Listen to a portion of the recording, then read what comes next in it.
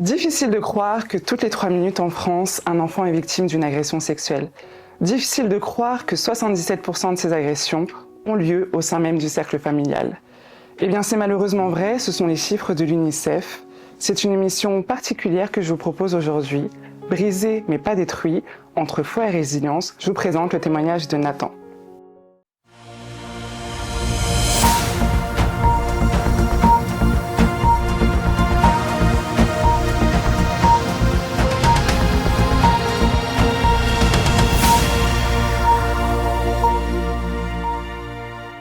Bonjour à tous et bienvenue sur notre chaîne La Radio TV pour l'émission Café Bible. Aujourd'hui, je reçois mon frère Nathan. Nathan, comment tu vas? Bonjour Manu, j'espère que tu vas bien. Comment tu vas toi? Ça va, génial. Nathan, je suis trop contente de te recevoir aujourd'hui. Un grand merci. On a beaucoup de choses à dire, donc on va commencer rapidement. Parfait.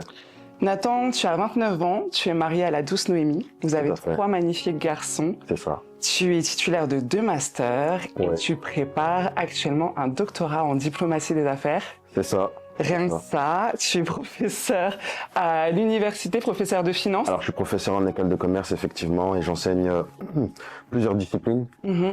Toutes les matières financières, la gestion, la finance, le marketing ça m'arrive, tout ce qui est Excel également, donc tout ce qui a trait aux chiffres, la négociation, le business dev, le commercial effectivement. C'est brillant, à 29 ans.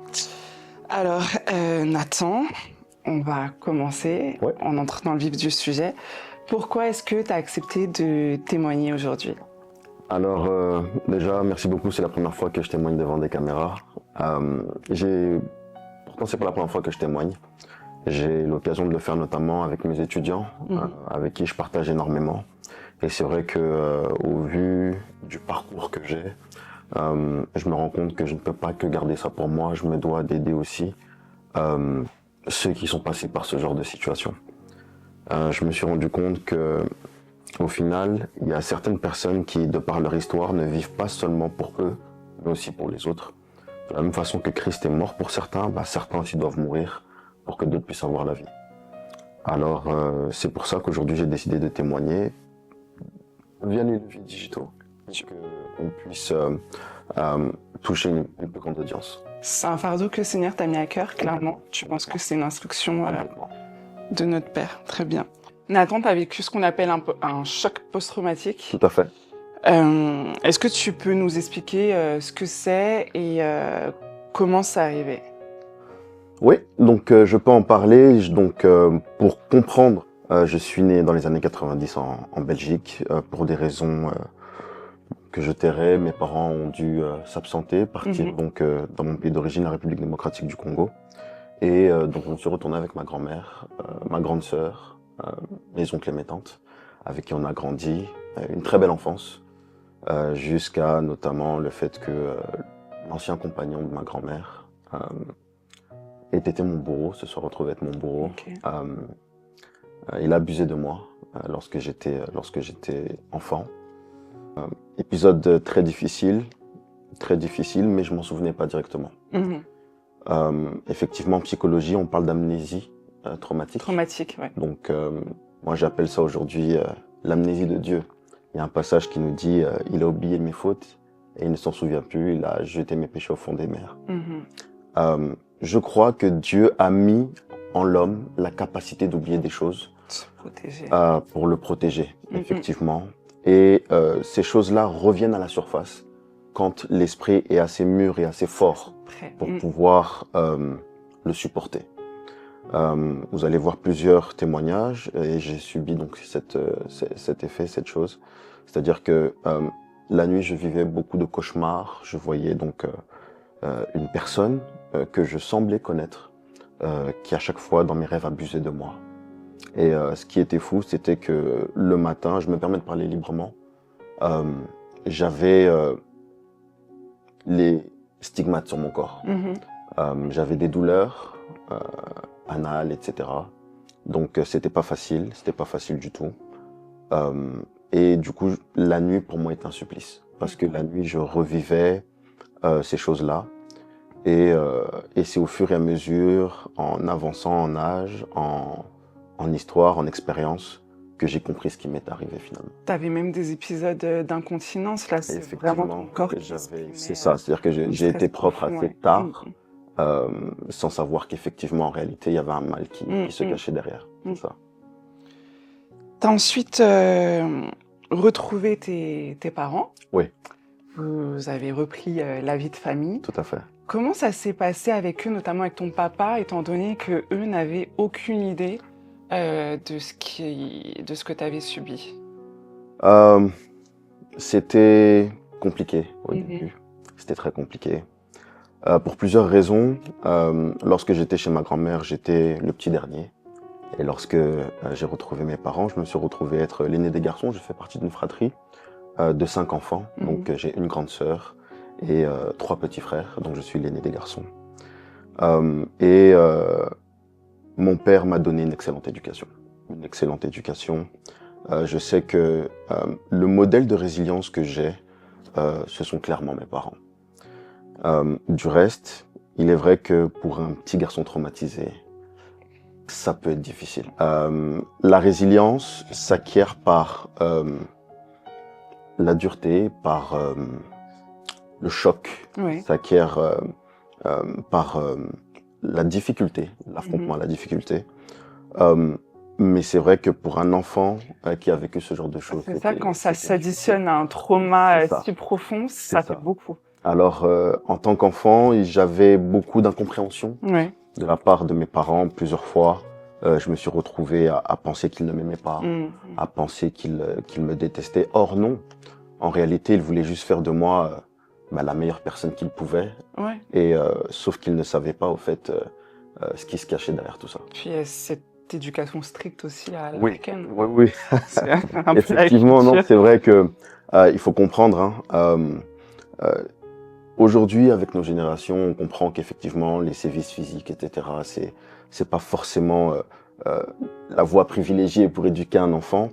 Il faut contextualiser, c'est-à-dire que nous sommes quand même fin des années 90, début 2000, des parents qui ont connu le régime de Mobutu, pour ceux qui savent, en République démocratique du Congo, un régime très dur, une très grande discipline.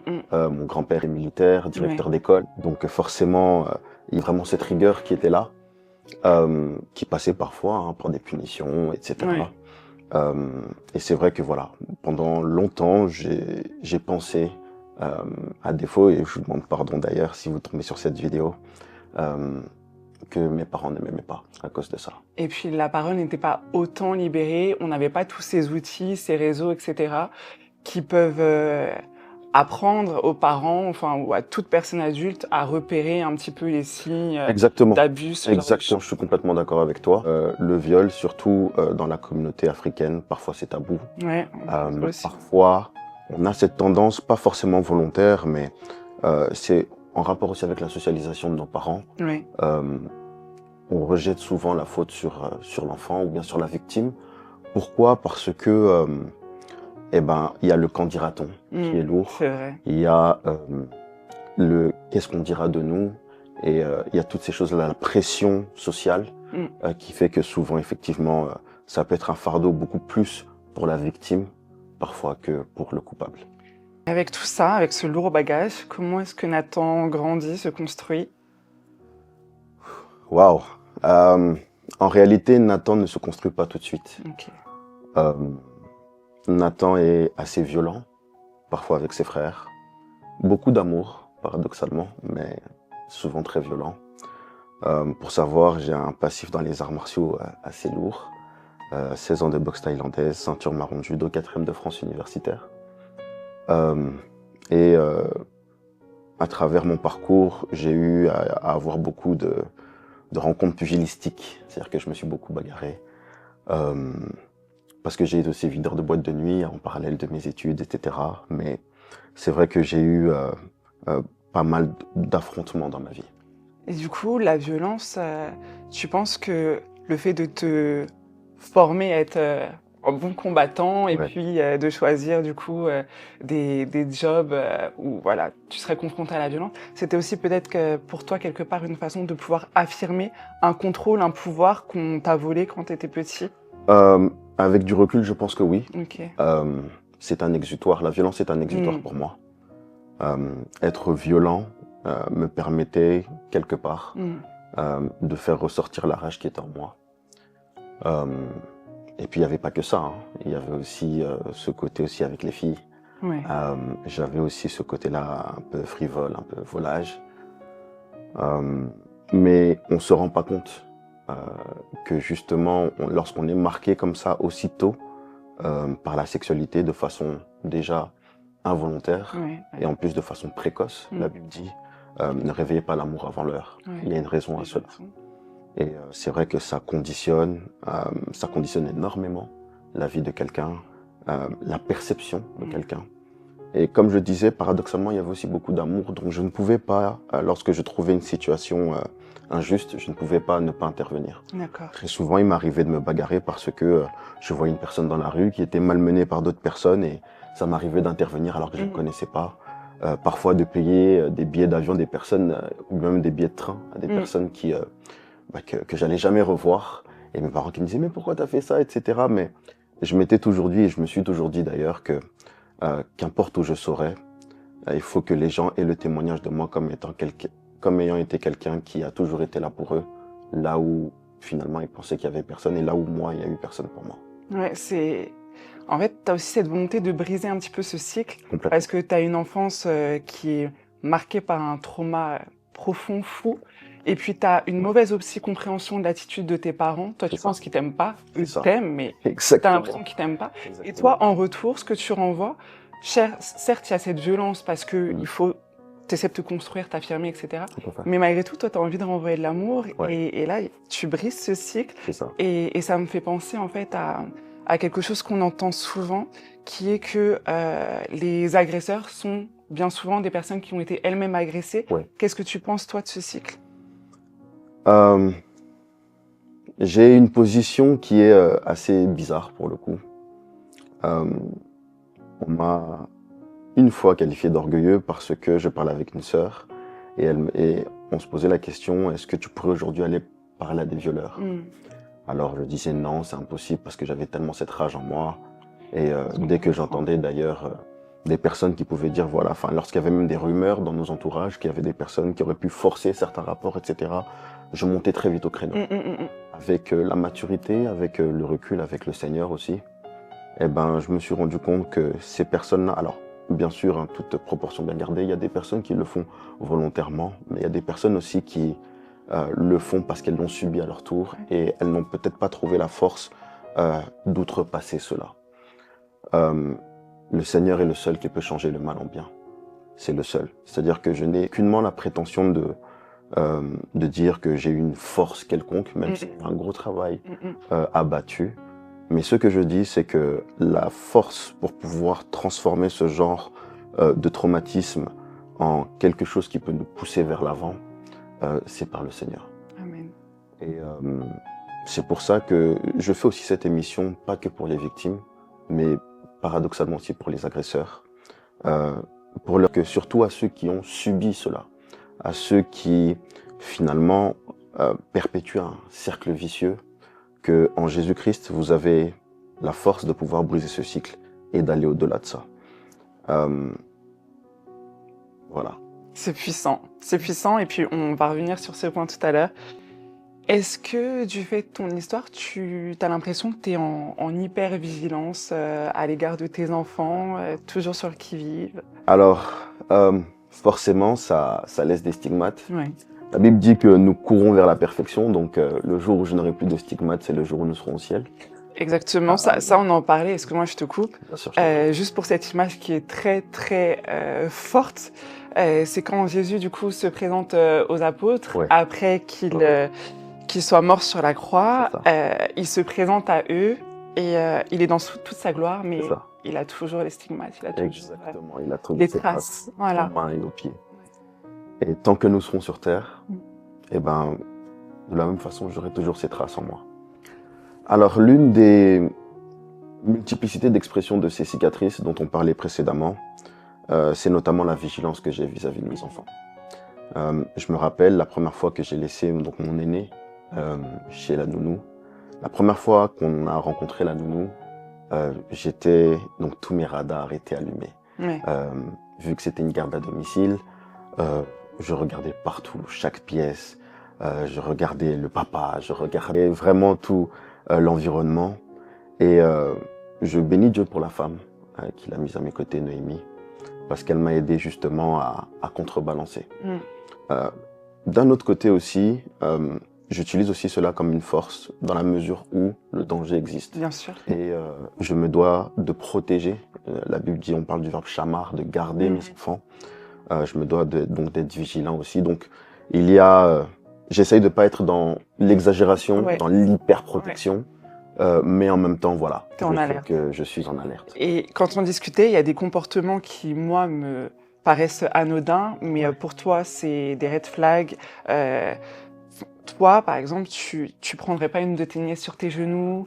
Quand tu joues avec tes enfants, il y a des endroits où faut pas qu'ils te touchent, même voilà, par mégarde dans le jeu. Tout à fait. Tu laisserais pas un homme tenir tes enfants sur leurs genoux non plus. Enfin, tu vois, des choses qui vraiment pour nous sont anodines. Mais toi, c'est lourd de sens. Effectivement, en fait, lorsqu'on a subi ce genre de choses, on a une perception différente. Bien sûr. Alors avec l'expérience, la maturité, on arrive quand même à jauger. Hein.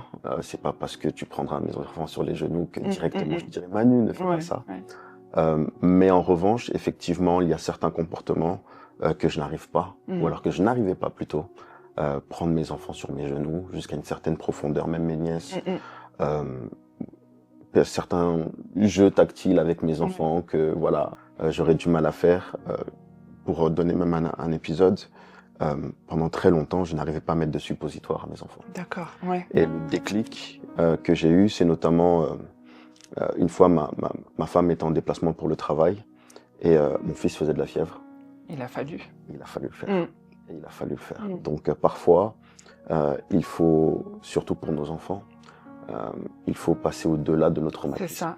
C'est vrai que moi, j'ai subi ce que j'ai subi, mais parfois, pour les personnes que vous aimez, vous devez d'aller au-delà de vos limites. C'est important.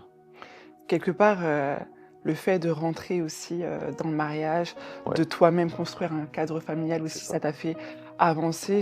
On va en reparler un petit peu plus tard. Bien sûr. En tant que garçon, est-ce que tu penses que c'est plus difficile de s'avouer, de parler du fait qu'on ait subi des agressions sexuelles? Excellente question. Tout viol est viol. C'est une objectivité, mais on ne peut pas nier la part de subjectivité dans cette histoire. En tant que garçon hétérosexuel, africain, grandi dans un contexte tout particulier, la perception est autre. Quand on me voit, je suis... Te balèze, dis-le. Assez balèze, effectivement. J'ai un passif dans la boxe, le judo, etc. La première chose qu'on se dit, on ne se dit pas que cet homme a été abusé sexuellement il y a plusieurs années. Et pourtant, c'est le cas. Et ça a été très difficile au début de se regarder même dans la glace plusieurs fois et de se dire que finalement, on est passé par là. Et l'une des choses qui m'a beaucoup aidé, c'est notamment de mettre une distance entre ce qui m'est arrivé et ce que je suis. Bien sûr. C'est-à-dire qu'avant, je disais que je suis une personne violée. Aujourd'hui, je dis que je suis une personne qui a subi le viol. C'est ça. Et c'est une conception complètement différente parce que je ne suis pas, j'ai subi. C'est ça. C'est comme si, en fait, t'es pris en otage. Exactement. En tout cas, pendant un moment, tu t'es senti comme pris en otage, en fait, dans cette image de garçon fort, etc. Tout à fait. Alors que t'étais atrocement blessé. Ouais. Alors, la partie qui me met dans la joie, ta rencontre avec Dieu. Waouh. Il faut savoir que j'ai grandi dans une famille chrétienne. Ma grand-mère est chrétienne, mes parents sont chrétiens.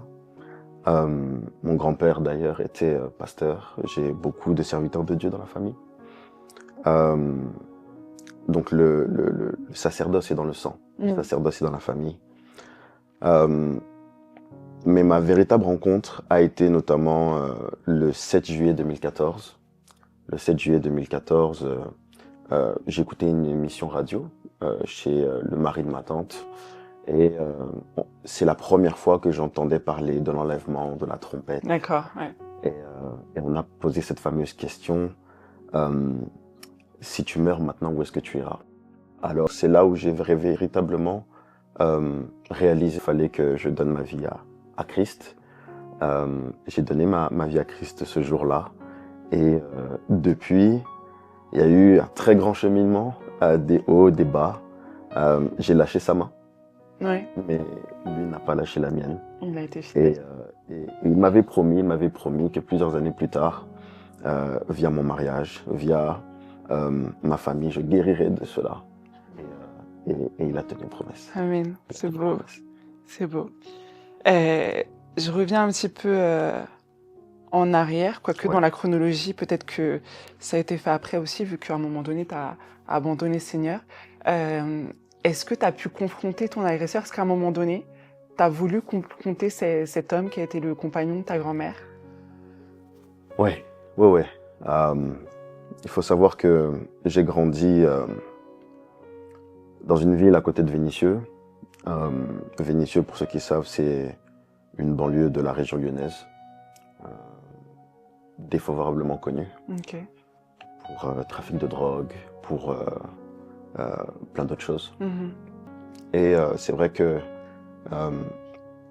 cet endroit-là a ses méthodes pour pouvoir Régler les choses, ok. Donc, ayant baigné dans cet environnement, j'ai voulu employer ces méthodes pour régler ce mal profond. Et lorsque j'ai voulu le confronter, il s'est avéré que j'ai appris au fait que ce monsieur est mort d'un cancer du pancréas dans d'atroces douleurs. Sur le coup, je vais parler à la manière des hommes. J'en voulais presque à Dieu au fait, D'accord. qu'il soit parti entre guillemets si facilement. Ouais, je comprends. Et avec du recul, aujourd'hui, it's okay, dans le sens où Dieu s'en chargera, c'est ça. C'est ça. Vengeance et rétribution appartiennent à Dieu. Ouais. Donc le pardon, ça a été un cheminement, et puis ta femme, elle a eu un rôle très important Tout à aussi dans ce processus. Tout à fait. En quoi est-ce que ta foi t'a aidé dans cette démarche? Aujourd'hui, je dirais que ma foi m'a aidé dans tout. Ce que je pourrais dire effectivement, c'est que déjà, ma foi, s'est exprimée de plusieurs manières. Elle ne s'est pas qu'exprimée à la façon, dirais-je, ecclésiastique que l'on connaît dans les églises, etc., mais même en dehors. J'ai été accompagné par des professionnels en psychologie, notamment. Oui, un soutien. Oui, j'ai eu un soutien psychologique. C'est important, hein, c'est pas à écarter de la foi, c'est pas l'un ou l'autre en fait. Complètement. C'est-à-dire que c'est pas du tout aux antipodes, bien au contraire. Ce sont des choses qui... c'est-à-dire que Dieu a mis un moyen de nous bénir. C'est ça. Et l'intelligence, je crois que l'intelligence est un don de Dieu pour l'homme. Et lorsqu'on voit si on peut être soigné par la médecine, si aujourd'hui on a un problème au cœur, si on a un problème au niveau de notre âme, on peut aller voir aussi des psychologues. J'ai vu des psychologues, ma femme était là, le sport a été un exutoire également. Cette envie de me battre pour ma future famille aussi, c'est-à-dire que je ne voulais pas que mes enfants, que ma future famille puisse subir les stigmates de ce que j'ai subi. C'est-à-dire que ma souffrance reste à mon niveau. D'accord. Elle n'a pas empiété sur ma femme ni sur mes enfants. Ouais. Je voulais entrer dans le mariage de manière la plus saine possible. Exactement ça. Donc ma foi m'a aidé parce que la foi est une espérance. La Bible dit que la foi est la manifestation de ce qu'on espère, une démonstration des choses qu'on ne voit pas. Et aujourd'hui, par la foi, je sais que mes enfants ne subiront pas ça. Amen. Par la foi, je sais que tout ira bien. Et Christ nous a dit, vous aurez des tribulations dans le monde, mais prenez courage, j'ai vaincu le monde. Et quand on sait que Christ a vaincu, eh ben, ça va. Je suis boxeur, je sais de quoi on parle. Donc, je sais. La victoire, elle est là. Tu l'as déjà. Amen. Ton leitmotiv, c'est ne rien lâcher. Jamais. Tu mets un point d'honneur à allier résilience et foi, que tu considères que l'homme a sa part. Oui. Sans Dieu, à ton avis, qu'est-ce que tu serais devenu aujourd'hui? Sans Dieu, je serais mort. Mm. Euh, 100% convaincu de ça. Mhm. Quand je regarde dans le rétroviseur, quand je vois tout ce par quoi je suis passé, c'est vraiment la grâce de Dieu. Ouais. C'est vraiment, je suis victime d'un accident percuté par un véhicule qu'on appelle la grâce de Dieu. C'est beau. Ouais. Honnêtement, je serais mort. Je serais mort. J'ai fait tellement de dépression, de tentatives de suicide. Tentatives de suicide. Plus d'une dizaine. 14, tu me dis. Ouais, c'est ça. Que ce soit en essayant de marcher sur des voies d'autoroute, des voies ferrées, en marchant à proximité de falaises, enfin, énormément de choses. On est là, c'est vraiment la grâce de Dieu, c'est sa main. C'était pas ton temps, la Non, mort non, n'a pas non. voulu de toi. Ah non, pas du tout. Et Parce comme que je tu as l'ai des dit, choses à raconter, parce très que ce que clairement. tu as subi, c'est pas pour rien. C'est pas gratuit la souffrance, Non. comme tu disais, Non, on non. emporte les stigmates et c'est pour témoigner de quelque chose. Je suis convaincu d'une chose, lorsque l'on n'a pas encore atteint le but pour lequel Christ nous a créés, on est mortel. Ouais. On est immortel. Quand je vois tout ce que j'ai traversé, honnêtement, je sais que tant que ma mission n'est pas finie, je suis là. Et ça me fait repenser à quelque chose. Désolée pour la chronologie, mais quand on échangeait, tu nous transmettras peut-être les photos, etc. Ouais. Tu me disais que tu avais des crises de psoriasis, Ouais. d'eczéma, enfin vraiment ton enveloppe corporelle, tu vois, qui est censée être ta protection et puis qui est aussi en contact avec l'extérieur. Ouais. Elle s'est manifestée, elle a ce qu'on appelle somatisé, hein, C'est ça. voilà, par ces pathologies qui sont clairement psychosomatiques. Bien sûr. Et on parlait du pardon tout à l'heure. Tu as dit que tu avais fait le point, tu avais pardonné ton agresseur. C'est juste, waouh, c'est humainement incompréhensible. Et que tu avais dû aussi faire ce travail de pardon quelque part vis-à-vis de tes parents qui, eux, en fait, au final, ont juste souhaité t'élever. Tout à fait. Mais pour des raisons qui leur sont propres, ont dû s'absenter pendant une période de ta vie. Et du coup, tu t'es rendu chez ton père. Est-ce que tu es OK pour qu'on en parle ou pas? Bien sûr, complètement. Ouais. Tu t'es rendu chez ton père, tu vas nous dire comment, avec quel matériel tu es parti là-bas. Et là, il s'est passé un miracle par rapport à ce psoriasis et ça met vraiment une emphase sur la puissance du pardon. Ouais. Je veux bien que tu nous en parles. Alors, je ne sais pas si ce sera possible de transmettre les photos à la régie pour qu'elle puisse afficher l'état dans lequel mon corps était plutôt. Mais pour donner un ordre d'idée, effectivement, je faisais donc du psoriasis sévère avec de l'eczéma. On a tout testé, des remèdes traditionnels, certains médicaments. Ma peau a même été envoyée dans des laboratoires parce qu'on ne comprenait pas. D'accord.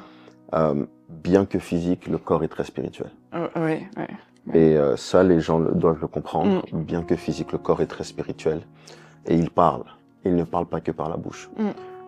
S'il y a des signes lorsque, par exemple, des personnes perdent des cheveux de façon non contrôlée, parfois certains manquent de calcium, de fer, des choses comme ça, il se peut derrière que votre corps vous parle. C'est ça.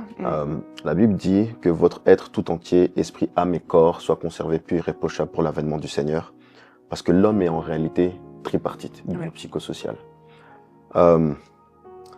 Lorsque, notamment, tu parlais du pardon, c'est vrai que pendant longtemps, j'en ai beaucoup voulu à mes parents et ma femme a joué un rôle très important dans... Merci Noémie. Merci. A joué un rôle très important dans cette libération finalement, parce que le pardon libère, il libère non ceux à qui on en veut, mais il nous libère nous.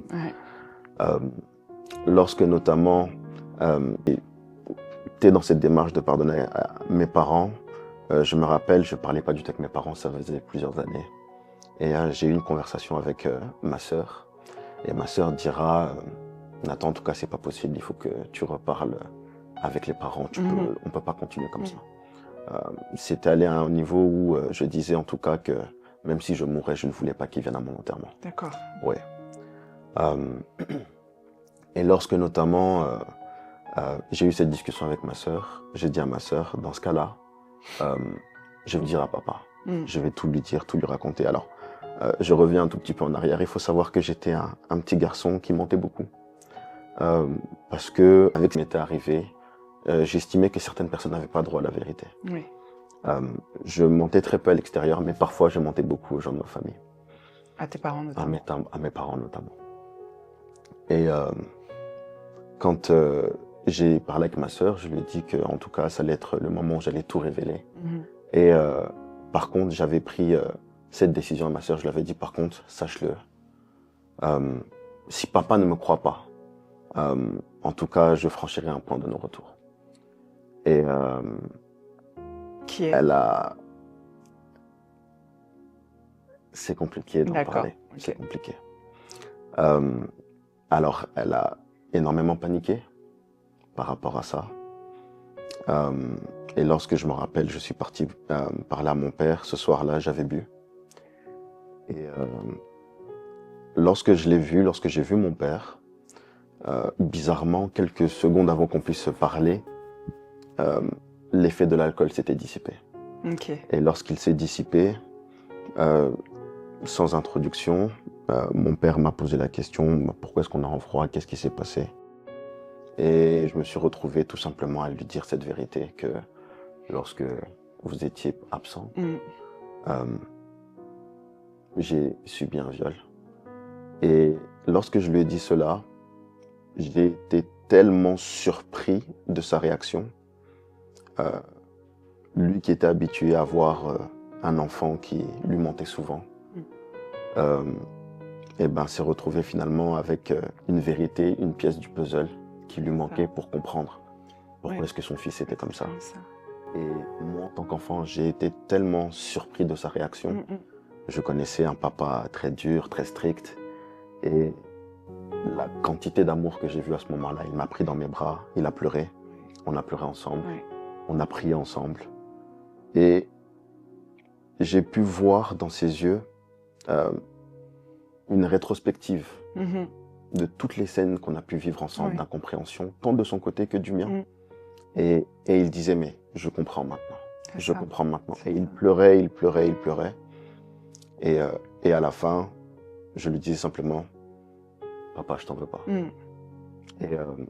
Et ces mots-là qui sont sortis, je me rends compte que ma bouche, au fait, je la contrôlais même plus à ce moment-là. On a pleuré, on a parlé. Et on s'est pris dans les bras. On s'est promis de toujours se dire la vérité. Et depuis ce jour-là, mon père, c'est un très grand conseiller pour moi.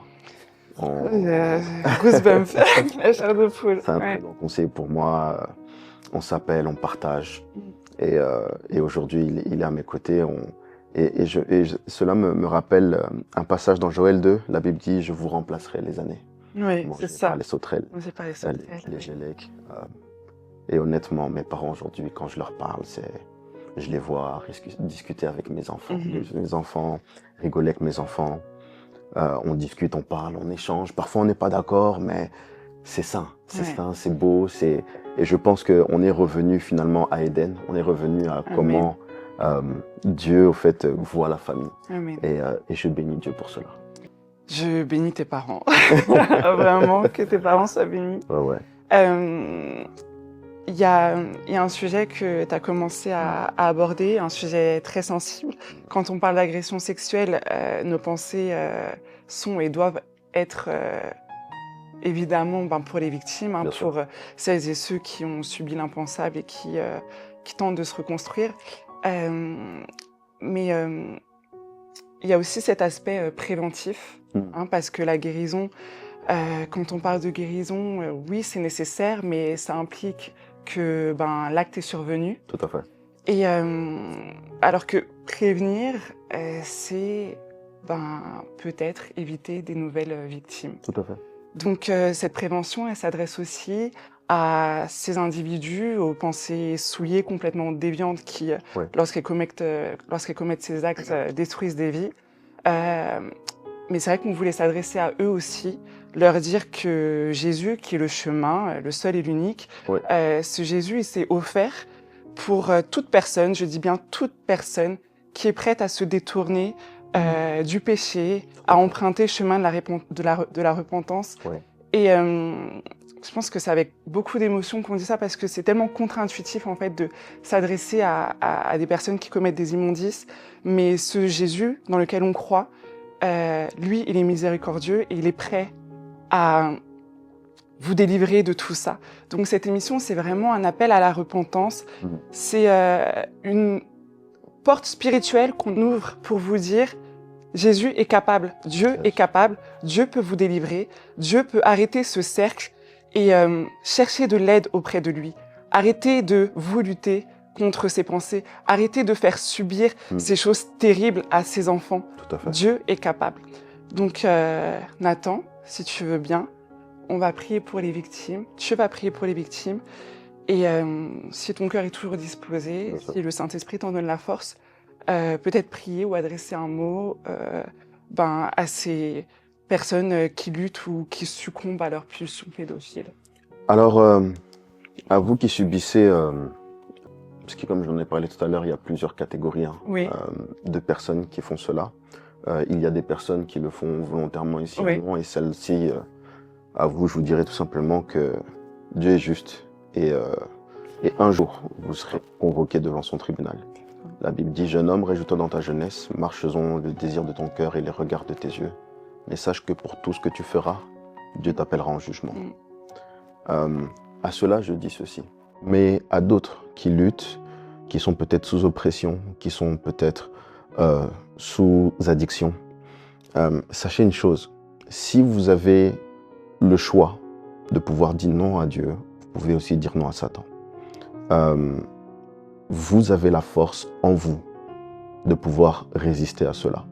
Et si vous ne la trouvez pas en vous, le chemin vers cette force s'appelle Jésus. La Bible dit qu'il est le chemin, la vérité et la vie, et nul ne va au Père que par lui.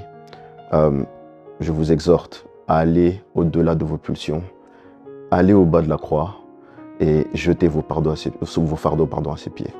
Lui seul, Jésus-Christ de Nazareth, est capable notamment de pouvoir vous aider, de pouvoir vous accompagner et vous faire triompher surtout.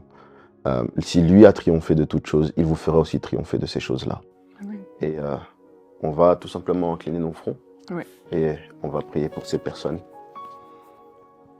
Seigneur, notre Dieu, le Père de Jésus-Christ, je te dis merci. Merci Seigneur parce que tu m'as fait passer par vents et tempêtes pour me retrouver aujourd'hui à cet instant, à ce moment. Seigneur, pour m'adresser premièrement aux victimes, Seigneur. Tu as dit, Seigneur, vous aurez des tribulations dans le monde, mais prenez courage, j'ai vaincu le monde. Seigneur, en 1 Corinthiens chapitre 10 au verset 13, il est écrit, Seigneur, que voici, aucune tentation ne vous est survenue, que vous ne pourriez, au-delà de vos forces plutôt. Mais avec cette tentation, Dieu vous donnera le moyen de la surpasser. Seigneur, je prie pour toutes les victimes, Seigneur, qui ont subi des viols, des attouchements contre leur gré dans leur enfance, Seigneur, à qui on a volé, Seigneur, leur enfance. Seigneur, que tu puisses les restaurer. La Bible dit que tu es celui qui guérit les cœurs brisés, qui soulage les opprimés. Seigneur, que ton esprit, que le paraclet, Seigneur, qui est le consolateur, qui puisse, Seigneur, consoler, Seigneur, guérir les âmes. Mais je ne prie pas que pour elles, Jésus, je prie également pour les agresseurs, Seigneur, qui peuvent être, Seigneur, en proie, Seigneur, à des démons, à des pensées, Seigneur, macabres. Seigneur, qui peuvent en proie, ô Dieu, à des esprits, Seigneur, attachés à la divinité de Moloch. Seigneur, tu nous as donné la force. La Bible dit que tu nous as donné le pouvoir de marcher sur le lion, le scorpion, sur l'aspic et sur toute la puissance de l'ennemi et que rien ne pourra nous nuire. Seigneur, je prie pour ces gens qu'un renfort angélique, mon Dieu, mon roi, puisse, Seigneur, aller à leur secours, Seigneur, que tu puisses étendre ta main, Seigneur, les tirer, Seigneur, de ce trou comme tu m'as tiré, Seigneur. Qu'ils puissent, Seigneur, passer, Seigneur, non seulement du côté de la lumière, mais surtout qu'ils puissent témoigner que Jésus-Christ, Seigneur, les a libérés. Seigneur, fais-le pour la seule et unique gloire de ton nom. Merci pour tout ce que tu fais. Amen. Amen.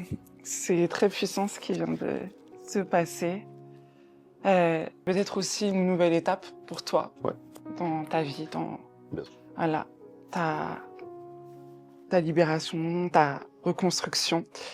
Donc, je suis très très contente de t'avoir avec moi. C'est génial de pouvoir avoir un frère qu'on connaît, voilà, avec soi dans ce type de projet, d'œuvre, qu'on le souhaite va impacter beaucoup de monde. J'espère. Donc voilà, j'espère que vous avez apprécié cette émission. Commentez nos vidéos, likez, partagez et je vous dis à très bientôt.